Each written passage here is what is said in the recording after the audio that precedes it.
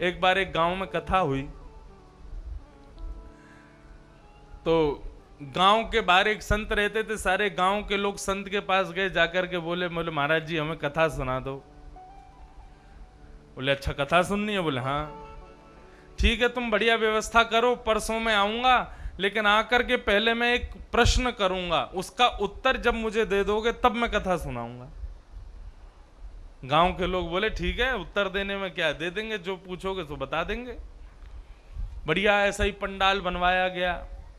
महात्मा जी आए अपनी खड़ाऊं पहन के, कमंडल लेकर के, खुड़ुम खुड़ुम खुड़ुम खड़ाऊं की आवाज करते हुए आए, आकर के मंच पर आकर के बैठे, माइक लेकर के बोले हाँ भाई पहले प्रश्न का उत्तर दो तब कथा सुनाऊंगा। गांव के लोग बोले पूछो। संत ने पूछा बताओ भगवान है?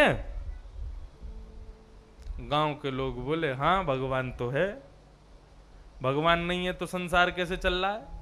भगवान तो है भैया, हमारा तो यही उत्तर है, भगवान है। जैसे ही गांव के लोगों ने कहा भगवान है, तो संत मंच से उतरे खड़ाऊं पहन करके और महाराज सीधे अपनी कुटिया पे पहुंच गए। सारी जनता दौड़ करके गई, बोले महाराज जी आपने कथा नहीं सुनाई, हमने इतनी व्यवस्था करी, आप आए आकर के कथा नहीं सुना के गए। बोले मैंने कहा था कि मैं प्रश्न करूंगा, उत्तर दोगे तो कथा सुनाऊंगा। बोले दिया तो उत्तर? बोले मैंने प्रश्न किया भगवान है, तुमने कहा हाँ है। तो जो है ही, जिनको तुम जानते हो कि भगवान हैं, उनके बारे में मैं तुमको क्या बताऊं? अगर ऐसा होता कि तुमको लगता भगवान नहीं है तो मैं कुछ सुनाता।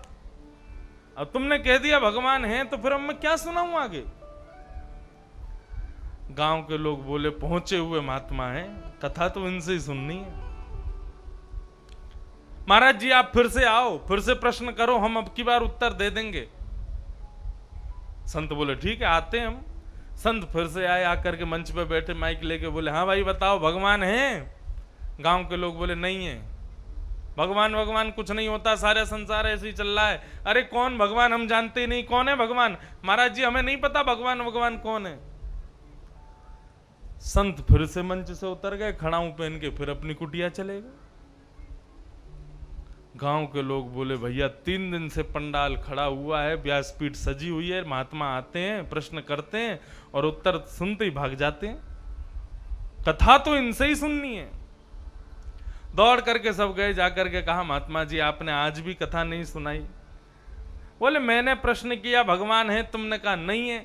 अब जो वस्तु है ही नहीं उसके बारे में मैं तुमको क्या बताऊं?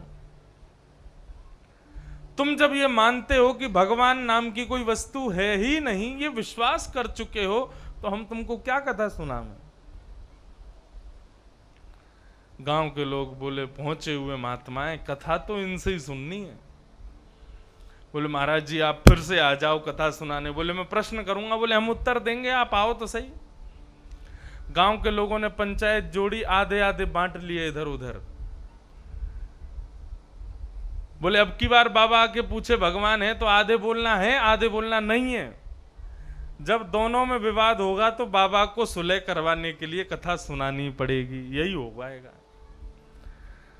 चौथे दिन महात्मा जैसी मंच पे आए, आकर के उन्होंने कहा हाँ भाई प्रश्न पूछें। बोले पूछो महाराज। ऐसे ही जैसे आधे में माताएं बैठी, आधे में ऐसे सब बैठ गए गांव के लोग, आधे इधर बैठ गए आधे उधर। महाराज जी ने पूछा, बोले बताओ भगवान है? आधे बोले हैं, आधे बोले नहीं है, आधे बोले हैं, आधे बोले नहीं है, आधे बोले हैं, आधे बोले नहीं है। अब ये महाराज हैं नहीं है करते रहे। महात्मा उठे, कमंडल उठाया, खड़ाऊं पहन के चले गए।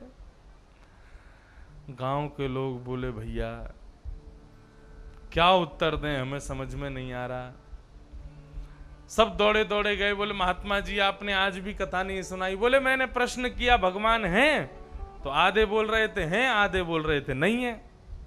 तो मैंने सोचा जिनको पता है कि भगवान है वो नहीं है वालों को समझा दो, मेरे को क्यों बुला रहे हो बार बार?